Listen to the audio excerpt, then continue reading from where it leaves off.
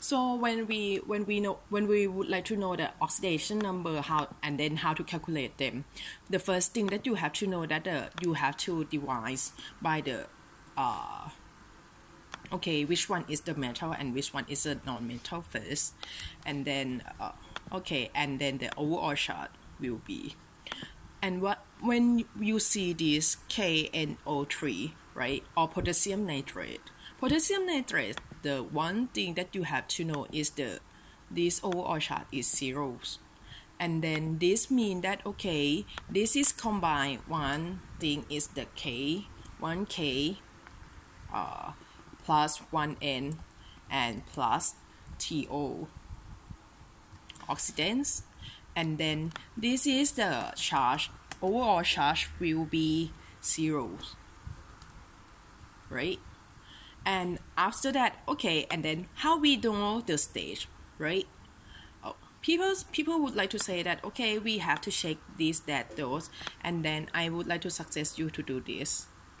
You will use the periodic tables, and then you will keep in mind that for the metals will be plus or will be positive, and for the non-metal is positive or negative, or will be zero, or even for the metal could be zero also, right? For the potassium is the first group, the metal first group, so this will be for the potassium will be +1 for the potassiums.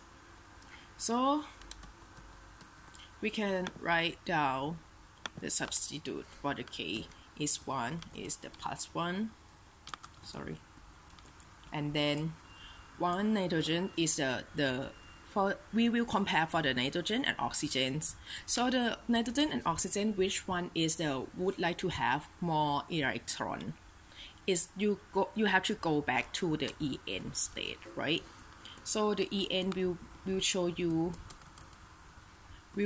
that the oxygen will have a lot of En than nitrogen. So you got the comparing the second, right? The first thing is the metals. Metal will be plus or zeros. This is the fixed thing. The second is once you compare the non-metal, right? You will compare to the electronegativities, and then you will see O is more than N in terms of the electronegativities. So it will be -2 because of the people still say that what the -2 is come from, right? Yeah. Go back to the periodic table again. You will see the O is the element for the group 6. So once you will receive 2 electrons to be the octet rules, or to be the stable rate. Right. So will be -2 when you receive the electrons.